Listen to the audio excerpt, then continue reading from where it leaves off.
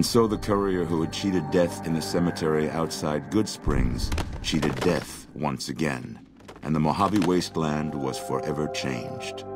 Mr. House's Securitron army took control of Hoover Dam and the Strip, pushing both the Legion and the exhausted NCR out of New Vegas. Mr. House continued to run New Vegas his way, a despotic vision of pre-war glory. The streets were orderly, efficient, cold. New Vegas continued to be the sole place in the wasteland where fortunes were won and lost in the blink of an eye. The courier, fair and kind-hearted to those in the wasteland, ensured that Mr. House would keep New Vegas stable and secure for future generations. Mr. House afforded him every luxury at his disposal in the Lucky 38, out of gratitude and a quiet sense of pride for his choice in lieutenants. Tabitha and Rhonda went east, through Caesar's land. Occasionally, tales of their exploits found their way back west, though few believed them. Eventually, the stories concerning the duo were collected and published, and proved to be quite popular with children. Invigorated by his travels with the courier, Raul once more took up his guns in memory of his lost Rafaela. Soon after, the Mojave was filled with tales of the ghost vaquero who hunts down those who prey on the weak. Mr. House showed little interest on the boomers, who eventually began venturing out to Nellis to meet and trade with travelers. Buried beneath tons of rubble, the Mojave chapter of the Brotherhood of Steel was no more. Those few who were outside the Hidden Valley bunker when it was destroyed settled into new lives, or headed west to find a new chapter to join. Though she'd seen the writing on the wall, the destruction of the Mojave Brotherhood came far more suddenly than Veronica had expected. The news devastated her. Despite her best efforts to leave her past behind, she found herself compelled to make one final journey to Hidden Valley. There, she paid her last respects to the only family she had ever known. Their leaders destroyed by the courier, the fiends scattered throughout the wasteland. Without the organization of Motor Runner, Cook, Violet, and Driver Nephi, they were easy prey. Arcade was outraged by Mr. House's power play following the defeat of Caesar's Legion at Hoover Dam. Though he remained in Freeside for a short time after the Securitrons established widespread control, he eventually traveled back into NCR territory. Disillusioned with the followers of the apocalypse, he settled down in the outskirts of the Boneyard, where he worked happily as a family doctor. After Mr. House gained control of New Vegas, he sent a Securitron to Good Springs as a token of appreciation for helping the courier.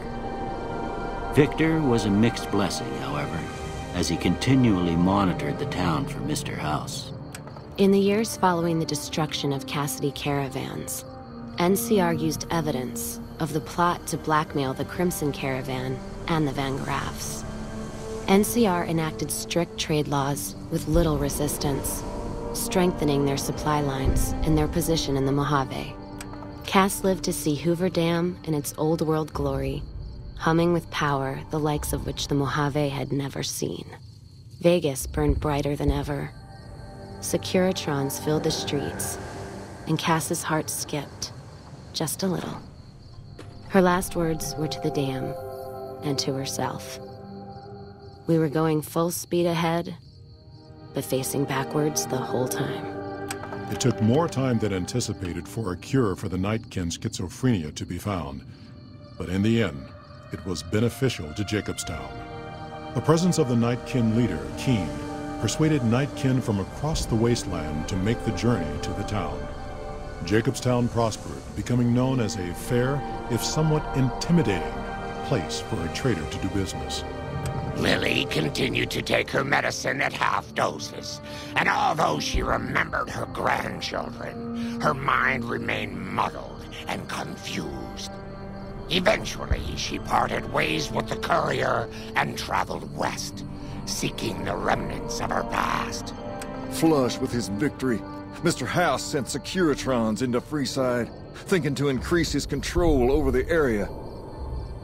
When fighting broke out, the Kings fought valiantly, but were no match for the armored killing machines, and were wiped out to the last man.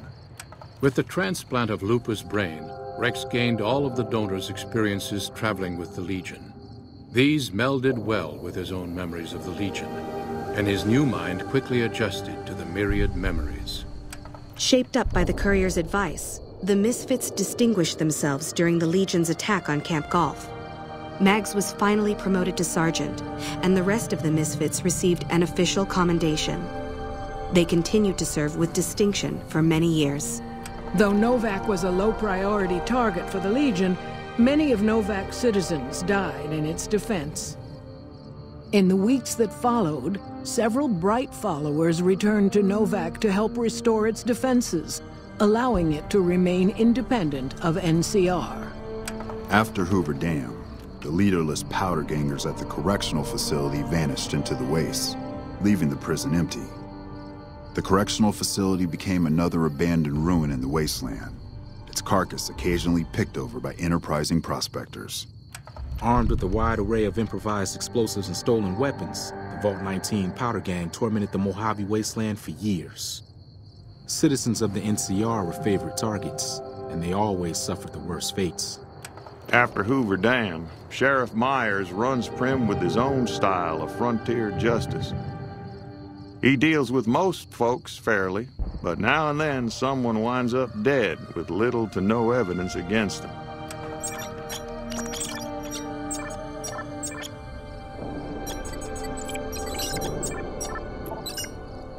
Despite distinguishing themselves during the Second Battle of Hoover Dam, the Rangers' victory was short-lived due to the Courier's interference. Chief Hanlon personally directed the evacuation of the Rangers to Mojave Outpost as they fell back into NCR territory.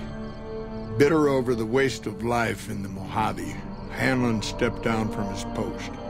After a campaign in which he denounced Oliver's and Kimball's hawkish, imperialist ways, Hanlon was elected as the Senator of Reading. After their bold arrival at Hoover Dam, the remnants disappeared as quickly as they came. Legends of their power spread throughout the Southwest, a reminder of why people once feared the sight of vertibirds in the sky. And so the Courier's road came to an end, for now. In the new world of the Mojave Wasteland, fighting continued, blood was spilled, and many lived and died just as they had in the old world. Because war never changes.